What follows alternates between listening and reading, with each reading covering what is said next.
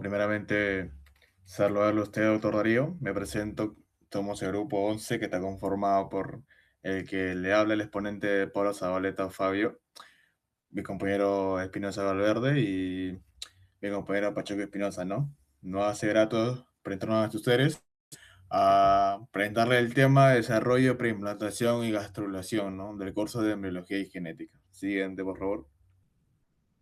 Bueno, para una idea principal a la exposición de hoy día, vamos a ver la segmentación, formación de la mórula y formación de los blastocitos, que es un proceso continuo que ocurre durante la primera semana del desarrollo embrionario, ¿ok? En esta etapa, el cigoto pasa a ser una célula sola a convertirse en una estructura multicelular y organizada, ¿ok?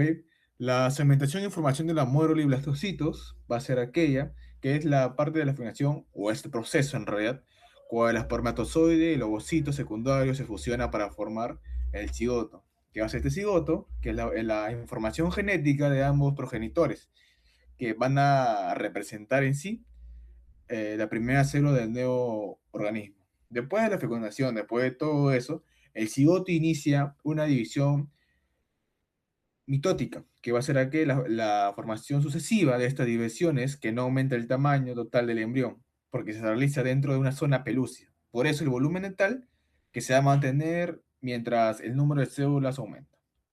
Siguiente.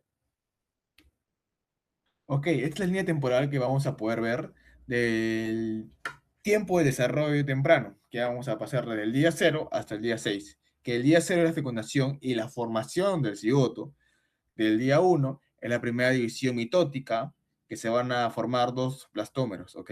El día 2 es la etapa de 4 blastómeros y luego del mayor número de células. El día 3 es la etapa de 8 células y comienza la compactación. El día 3 y 4, que va a ser que la formación de la mórula, que va a ser alrededor de 12 a 13 células. El día 5 aparece el blastocito con los blastoceles, que es la masa celular interna, y el trofoblasto. Del día 5 o 6 los blastocitos salen en una zona pelúcida y queda preparada para implantarse, ¿no? Vamos a poder ver ahí la línea del tiempo, que va a ser del día 0 hasta el día 6, ¿ok? Segmentaciones y características principales que vamos a poder ver ahí, ¿no? Que vamos a poder ver eh, es el proceso después de la mitosis, que es el proceso sucesivo que divide en sí el citoplasma, que vamos a poder ver que va a ser del cigoto hasta los 8 blastómeros que vamos a poder ver ahí, ¿ok? Que va a permitir a qué? Que va a permitir que va a aumentar el número de células al organizar el, el número del embrión, ¿ok? Que vamos a poder ver también ahí que es el tamaño total del embrión, que se mantiene casi igual, pero cada blastómero se vuelve más, pero más pequeño. Las células se van subdividiendo y subdividiendo, ¿ok? Siguiente. Ok, vamos a ver las diferencias entre la mórula y los blastómeros, que vamos a poder ver que la blastómera va a formar aquí las divisiones del cigoto, que va a ser aquella que inicia la célula relativamente del toti exponente, ¿ok?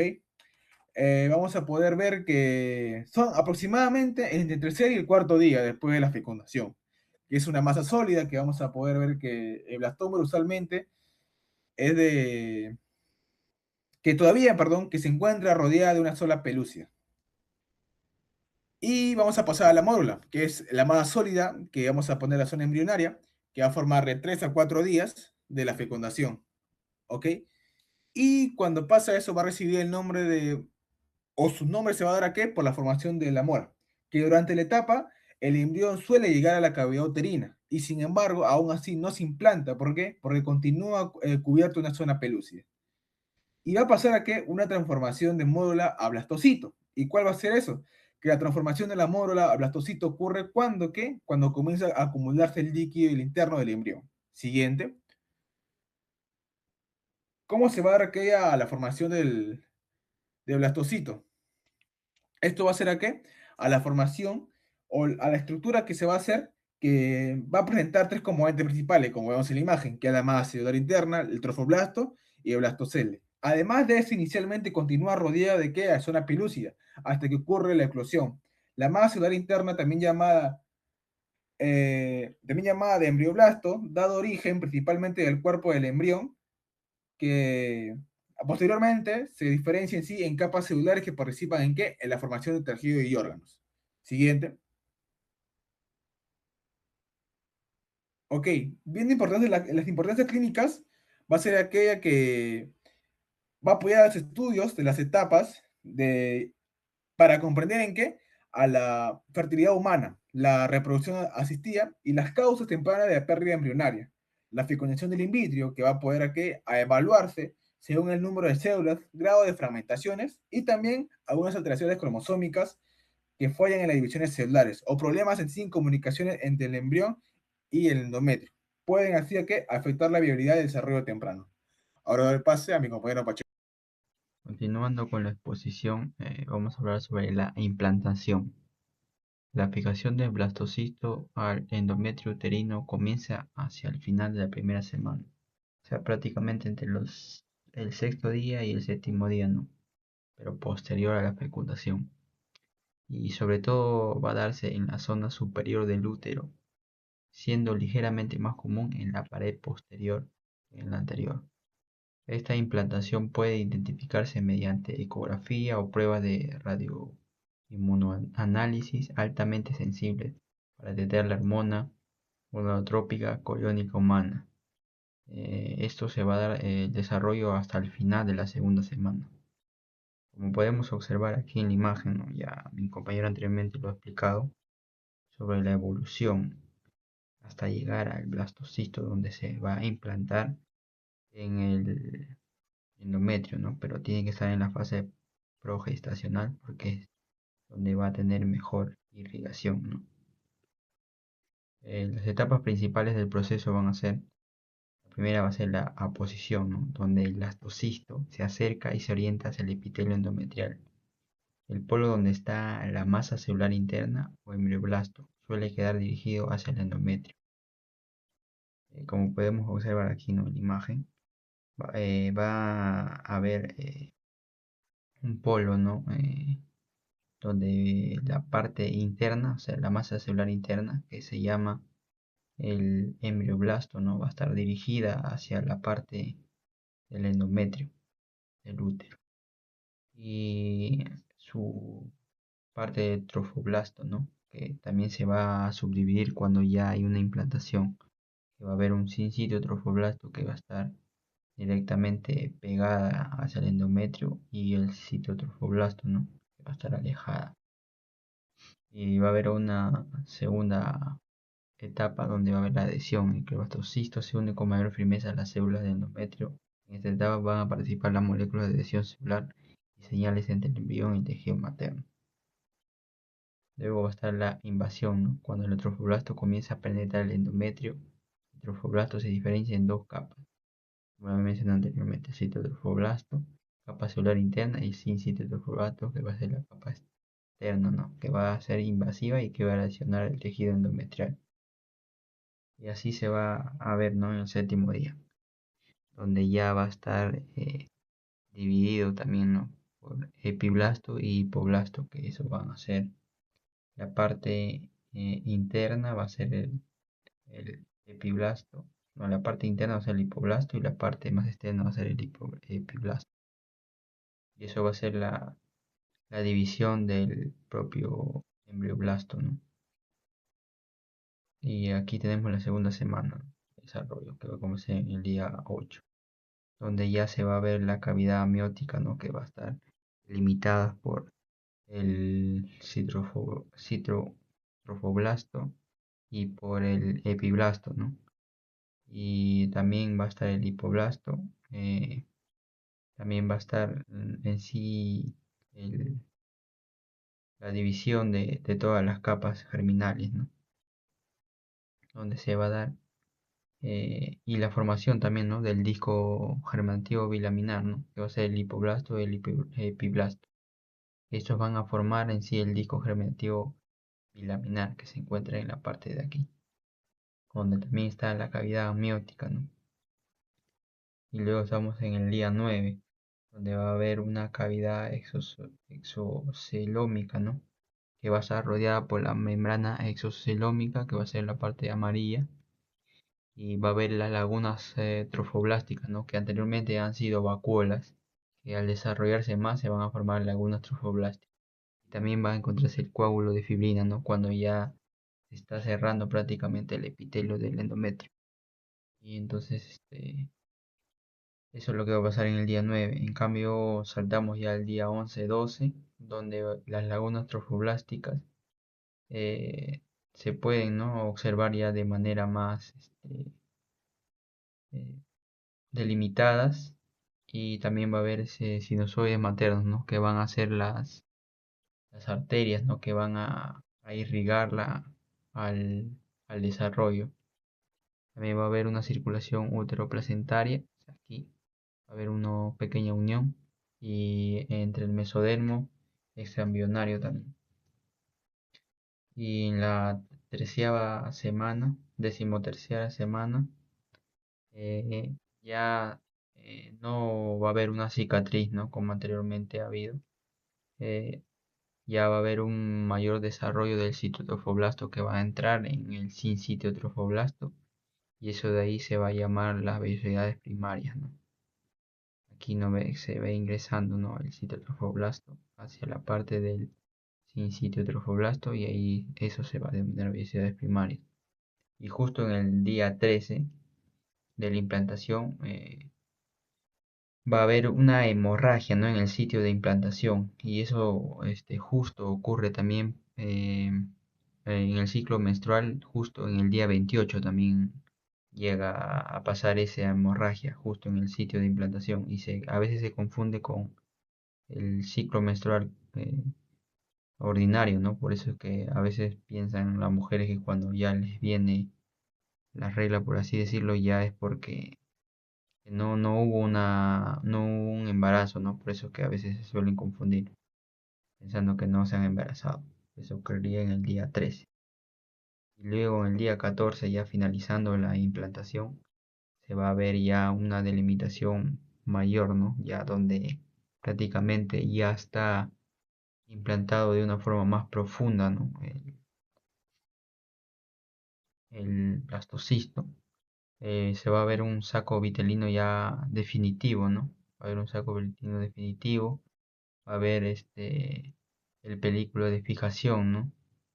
También va a estar la placa coriónica, el sinsitio trofoblasto, lo que había mencionado anteriormente, y los citotrofoblastos también, y todos esos tres, tanto la placa coriónica como el sinsitio trofoblasto y el citotrofoblasto, van a formar el corión, que va a ser parte muy importante, ¿no?, de la implantación. Y ahora tenemos que hablar sobre los factores que van a estar involucrados en esta implantación, ¿no?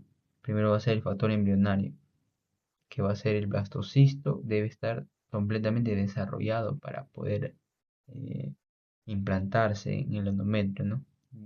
Como mi compañero anteriormente ya lo ha mencionado, tiene que haber una pérdida de la zona pelúcida del blastocisto y presentar un trofoblasto funcional. También va a haber el factor endometrial, ¿no? O sea, del endometrio también tiene que estar receptivo, en fase secretora, con buena vascularización y respuesta hormonal adecuada para una mejor implantación.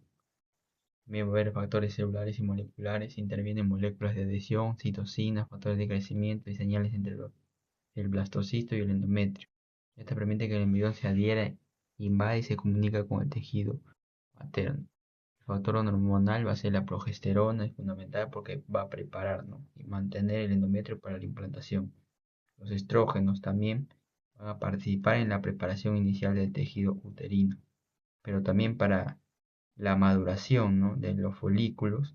También se va a utilizar tanto la folículo estimulante como la luteinizante, ¿no?, que son gonadotropinas, que van a ser producidos, ¿no?, por la glándula hipófisis.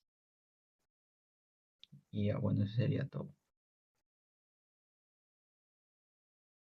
Mi persona, Espinosa Valverde Luis, va a continuar con la exposición con el apartado de gastrulación y también los ejes embrionarios. Primeramente hablaremos de la gastrulación. La gastrulación pues, va a ser el evento morfogénico más importante de la tercera semana, que va a transformar el disco bilaminar a un disco embrionario trilaminar. La siguiente. Dentro de ello, vamos a tener las capas que se van a diferenciar. Estas se van a diferenciar para poder formar posteriormente ciertas estructuras, como lo podemos ver en esta parte. Del ectodermo vamos a obtener el ectodermo neural y un ectodermo superficial. Dentro del ectodermo neural vamos a ver que se va a diferenciar en el sistema nervioso. Y en el ectodermo superficial vamos a tener la epidermis, el pelo, las uñas, las glándulas mamarias, glándulas subcutáneas y el esmalte de los dientes. La siguiente. Dentro de ya del mesodermo vamos a obtener un mesodermo paraxial, un mesodermo intermedio y un mesodermo lateral. Dentro del mesodermo paraxial vamos a tener en cuenta, vamos a ver que esta se va a diferenciar en tejido muscular, tejido esquelético, cartilaginoso y también la dermis. Dentro del mesodermo intermedio vamos a tener el sistema urogenital y los riñones. Y el mesodermo lateral, el sistema sanguíneo y cardiovascular. La siguiente. En el endodermo vamos a encontrar un endodermo embrionario y un endodermo extraembrionario. Dentro del sistema endodermo embrionario vamos a encontrar el aparato digestivo y también el aparato del sistema respiratorio. Como podemos observar que va a ser la faringe, el estómago, el intestino, el hígado, páncreas, vesícula biliar, bronquios y también la vejiga urinaria. La siguiente. Ahora vamos a hablar acerca de la formación de la notocorda. Dentro de la formación de esta, vamos a tener en cuenta que las células mesodérmicas se van a invaginar específicamente por el nódulo primitivo y van a migrar en dirección a la cefálica o hasta alcanzar la placa precordal. Asimismo, vamos a tener fases moleculares y morfológicas. Dentro de la fase de la migración, vamos a tener en cuenta que esta va a ser impulsada por un factor FGF8 que va a disminuir la caderina E para poder soltar las células. Y asimismo esta va a estar guiada por la vía WNT-PCP, que es la polaridad celular planar, mediante la extensión convergente. En el punto 2 encontramos la placa notocordial, de la cual las células se van a integrar temporalmente al endodermo, y los factores de transcripción genéticos internos como FOXA2 y Branchuri o GENTE, estas van a ordenar que esta placa se doble y se desprenda. Y como otro punto final, la notocorda definitiva, esta se va a sellar en un cordón macizo que va a actuar como el soporte o un esqueleto axial primario del embrión. ¿Y cuáles van a ser las funciones de estas? Pues las funciones principales va a ser la definición de la simetría bilateral y va a actuar como el principal inductor neural, que va a secretar señales hacia el ectodermo para poder formar la placa neural. La siguiente. Dentro de ciertos anexos de la tercera semana del, sis- del- de la- del sistema embrionario, vamos a encontrar lo que es la membrana bucofaríngea, asimismo la cloacal y la lantoides. La membrana bucofaríngea va a estar ubicada en el extremo craneal o céfalo también, o cefálica, es la zona puramente bilaminar que va a estar conformado por el ectodermo y el endodermo. No va a tener mesodermo. Y asimismo esta va a delimitar la futura cavidad bucal o la boca, y esta se va a romper en la cuarta semana. Asimismo vamos a tener la membrana cloacal. Esta va a estar ubicada en el extremo caudal y también es bilaminar, sin mesodermo. Esta va a delimitar los futuros orificios anal, urinario y también genital, y esta se va a romper en la séptima semana. Asimismo tenemos el alantoides, aproximadamente a los 16 días. Va a ser un divertículo sacular que va a brotar de la pared posterior del saco vitalino hacia el pedículo de fijación. Y su mesodermo es crítico porque ahí se va a diferenciar tanto los vasos sanguíneos umbilicales como arterias y venas umbilical. Asimismo tenemos el conducto neuroentérico, Este va a ser un canal transitorio que va a conectar temporalmente la cavidad amniótica con el saco vitelino, y pues esta va a estar a través de la fosa primitiva durante la invaginación notocordial. La siguiente. Teniendo en cuenta ya los establecimientos de los ejes corporales, vamos a necesitar que el embrión va a necesitar un sistema de posicionamiento tridimensional que va a estar gobernado por gradientes químicos. Por ejemplo, el eje antero-posterior o céfalo-caudal. Esta va a estar determinado en el extremo craneal por el AVE o endodermo visceral anterior. El AVE va a expresar los genes OTX2, LIM1 y GEX1, que es la identidad cerebral. Y esta a su vez va a secretar los antagonistas como Severus y Lefty para poder bloquear a nodal. Así esto va a impedir que la línea primitiva avance hacia la cabeza. El eje dorso-ventral o espalda y vientre. La ventralización va a estar regulada por regiones laterales por la acción de la BMP4 o proteína morfogénica ósea 4 y la FGF, que va a subdividir el mesodermo en paraxial, intermedio y la placa lateral. Y la dorsalización es la línea media y el gen maestro que va a actuar aquí es el GO-secoid, que esta va a activar el nódulo secreción de cordina, inogina y la folistatina. Estas moléculas van a bloquear a la BMP4 y va a permitir que el mesodermo central se convierta de forma segura en tejidos dorsales, como por ejemplo la notocorra y las somitas. Y el mantenimiento de este organizador va a ser el factor HNF beta, que esta se va a encargar de mantener las funciones del nódulo primitivo, asimismo también va a regular la dinámica de la línea primitiva. La siguiente.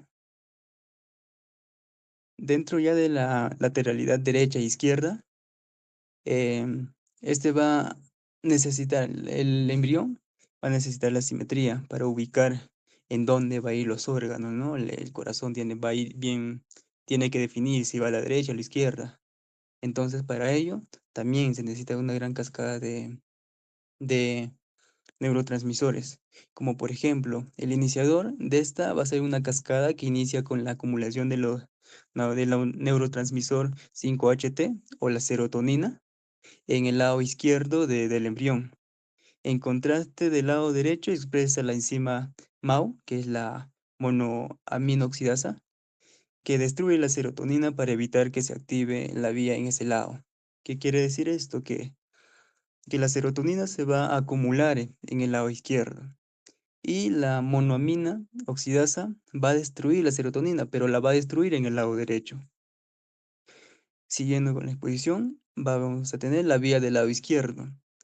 La alta concentración de esta 5-HT va a estimular la secreción de la FGF8 en el nódulo y esto va a activar una gran cascada de señales paracrinas compuestas por las proteínas nodal y LEFT2. Estas dos juntas van a encender el gen regulador maestro, el PITX2, que va a ser responsable de la simetría y el correcto posicionamiento de los órganos izquierdos, como por ejemplo el giro del corazón. Asimismo, la barrera medial. En la línea media, o tubo neural o notocorda, va a estar regulada por la SHH o Sonic Hedgehog y el gen T. De esta se expresa la proteína LEFT1 y esta molécula va a actuar como un muro inmunológico o barrera molecular que va a impedir que nodal o LEFT2 difundan hacia el lado derecho. En el lado derecho, al estar libre de nodal por la acción de la MAO, se expresa selectivamente el factor de transcripción SNAI, que va a gobernar los genes de la integridad y también la anatomía derecha, como por ejemplo el lóbulo mayor del hígado. Las investigaciones se han hecho ahondándose y centrándose más en el lado izquierdo. Por su parte, en el lado derecho, tenemos que solamente estas dos, que es el regulador maestro que ya habíamos dicho, ¿no? Que la acción de la MAO va a liberar estos genes. Y como una conclusión, todos estos procesos se va a necesitar bastante debido a que va a establecer qué órgano va, en qué posición va y su correcto funcionamiento.